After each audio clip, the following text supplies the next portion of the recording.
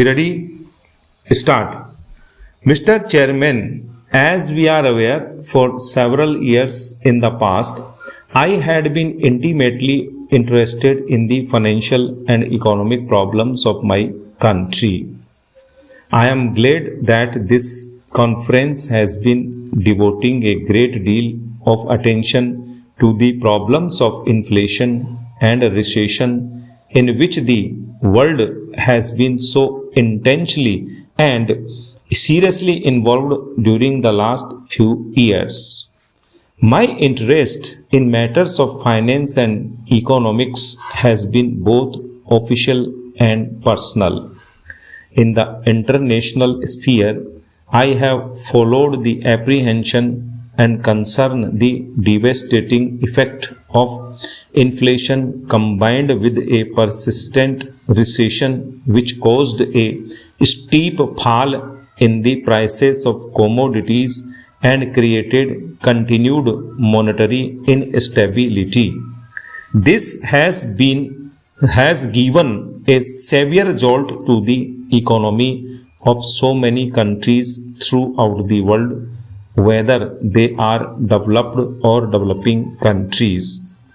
Although the sudden increase in oil prices and subsequent further doses of increase have been among the main contributory factors, in my view, national policies in trade and monetary field cannot be completely absolved from blame. We are therefore today face to face with a problem which, though a legacy of the recent past, is demanding urgent attention. The problems are with us and will continue to plague us in future. Prudence dictates that the process of recovery has to be brought about on a wider front. Even though it has begun in developed countries, it is still weak and faltering in many of those economies. So far as developing countries are concerned, it is not only a question of recovery, it is a question of survival. The developing countries themselves do not present a uniform picture.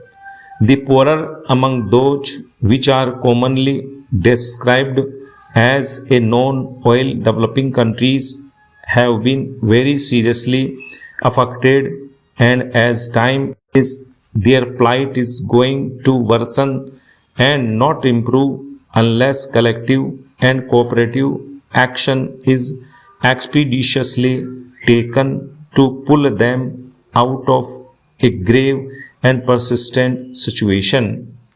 Their collective balance of payments deficit, which was in the region of $9 billion per year in the early 70s, has reached an appalling dimension of between $30 to $40 billion. Earlier, developed countries had also run into such deficit, but they had in their favor strength and resilience of their economies, their measure of mutual help, and large access they had to liquidity provided by International Monetary Fund helped them considerably to bear shock.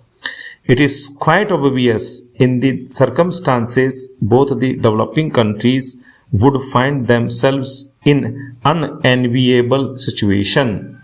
Stop.